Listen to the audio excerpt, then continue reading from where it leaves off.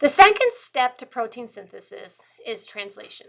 Translation is the action of taking that mRNA and changing the macromolecule. We're changing that macromolecule into proteins via amino acids. Think of it like we have our English book, English transcription, right? And then we're going to translate it to another language. They're going to have their own structure, their own verbs, tenses, and so it's not an exact copy, it's that interpretation. That is what translation is. Before we talk about the process of how translation occurs, let's practice of converting the language of our RNA to the language of amino acids and proteins. With this, we need our mRNA sequence. It needs to be in what are called triplet codons. So with our triplet codons, these are sets of 3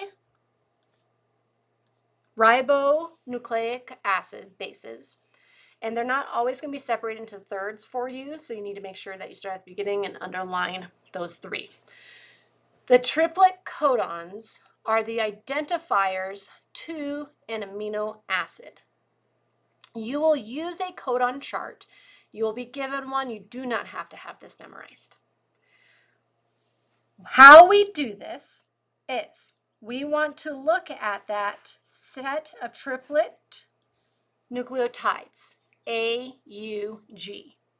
And then I'm going to find that sequence on my codon chart.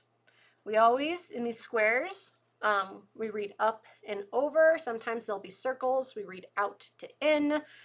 Just kind of follow whatever pathway the chart gives you. So I know I have A. I know I have U. So I'm in this first column, and then I have G. My first amino acid, therefore, is methionine or MET. That is always the start codon for every single protein made.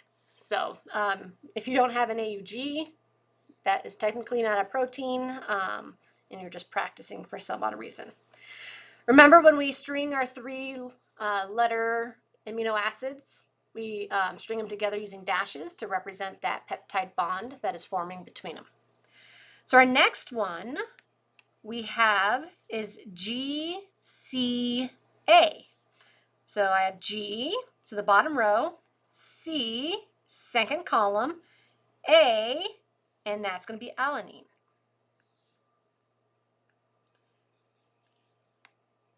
Then we have U, first row, C, second column, C, serine.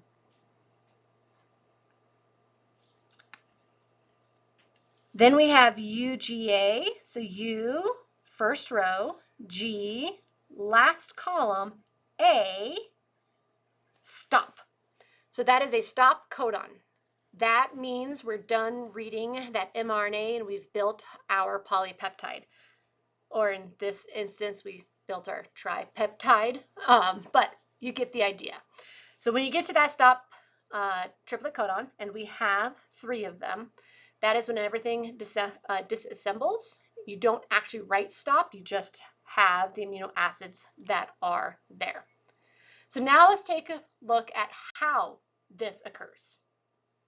So once the mRNA has moved into the cytoplasm, it is going to signal our rRNA, or the ribosomes.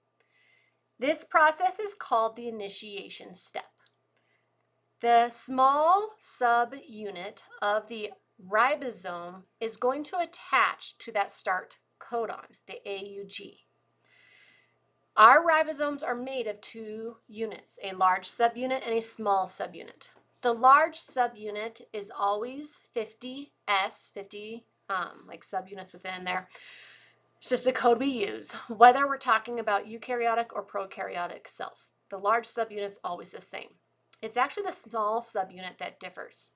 In eukaryotic cells, the small subunit is a 30S, whereas in prokaryotic cells, they're a 20S.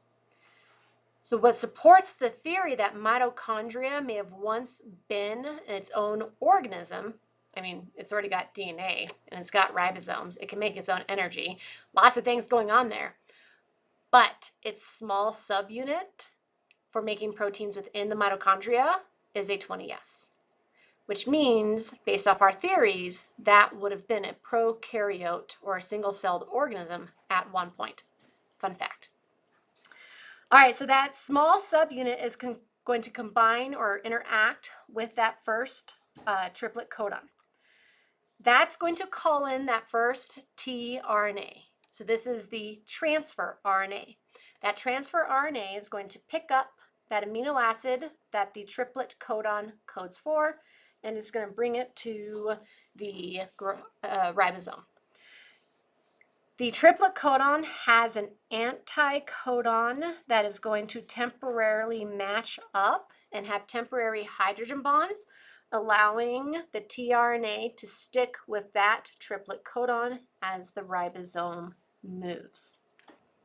Once our tRNA is in that first site, that's when the large subunit comes on, and now we have the ribosome complex. At this point, initiation is done, and we can move into elongation.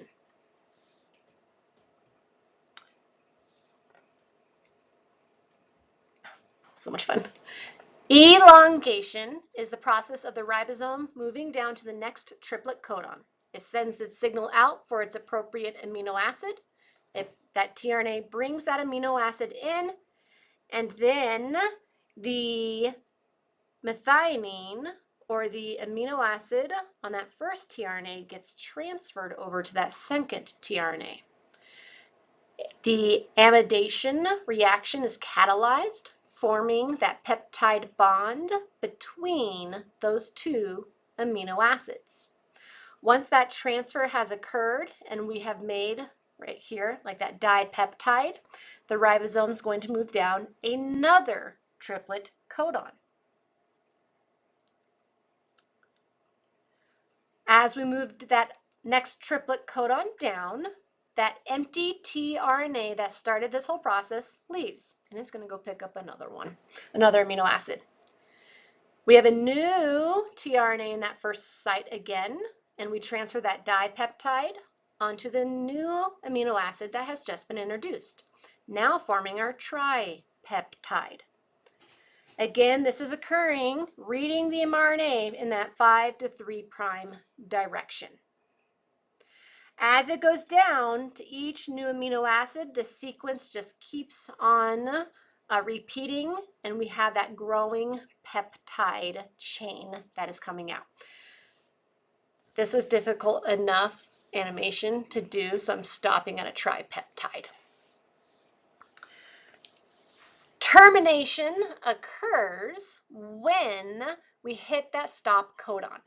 So that stop codon doesn't actually have an amino acid that tRNA brings in. Therefore, at that point, that's going to then signal disassembly of the ribosome complex. The tRNAs release the protein. So now our protein has been released. That mRNA could be read again if we need multiple sets of it. If not, those nucleotides are going to get broken back down and sent back into the nucleus to make more RNA. At the end of this process, we've made that polypeptide. This is that primary structure of the protein. It is not functional yet. It has to undergo folding. So this primary structure will then get folded into its secondary structure, and if necessary, tertiary, quaternary, as we have discussed when we talked about proteins.